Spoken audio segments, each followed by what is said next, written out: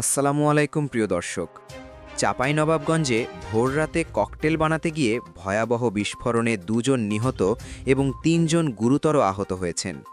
ঘটনাটি ঘটে শনিবার ভোর আনুমানিক ৫টার দিকে সদর উপজেলার চরবাগডাঙ্গা ইউনিয়নের ফাটাপাড়া গ্রামে। স্থানীয়দের ভাষ্যমতে একটি বাড়িতে কয়েকজন দুষ্কৃতকারী ককটেল তৈরির প্রস্তুতি নিচ্ছিল। হঠাৎ করেই বিকট শব্দে বিস্ফোরণ ঘটে। মুহূর্তের মধ্যে পুরো এলাকা কেঁপে ওঠে।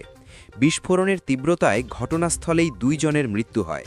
তাদের মুখমণ্ডল এতটাই বিকৃত হয়ে যায় যে তাৎক্ষণিকভাবে পরিচয় শনাক্ত করা সম্ভব হয়নি।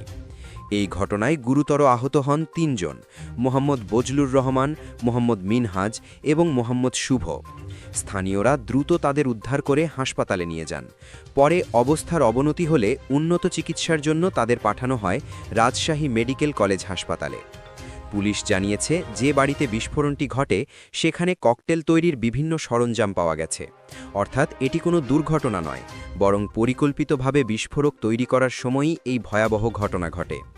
এ বিষয়ে সদর থানার ভারপ্রাপ্ত কর্মকর্তা নূরে আলম বলেন, নিহত ও আহতদের পূর্ণাঙ্গ পরিচয় নিশ্চিত করার চেষ্টা চলছে এবং ঘটনার পেছনে কারা জড়িত তা খতিয়ে দেখা হচ্ছে। অন্যদিকে অতিরিক্ত police super ANM Wasim Firoz জানান, ঘটনার পরপরই এলাকায় অতিরিক্ত পুলিশ ও বর্ডার গার্ড বাংলাদেশ মোতায়েন করা হয়েছে। বর্তমানে পরিস্থিতি নিয়ন্ত্রণে রয়েছে। দর্শক, প্রশ্ন হচ্ছে, কারা কেন এই বিস্ফোরক তৈরি করছিল? কোথায় ব্যবহার করার পরিকল্পনা ছিল এসব ককটেল? এই রহস্য উদ্ঘাটনে এখন তদন্তে নেমেছে বাংলাদেশ পুলিশ। এই ধরনের ঘটনা আমাদের সমাজের জন্য কতটা ভয়ঙ্কর তা নতুন করে মনে করিয়ে দেয়। আইন শৃঙ্খলা বাহিনী দ্রুত ব্যবস্থা না নিলে এর পরিণতি আরও ভয়াবহ হতে পারত।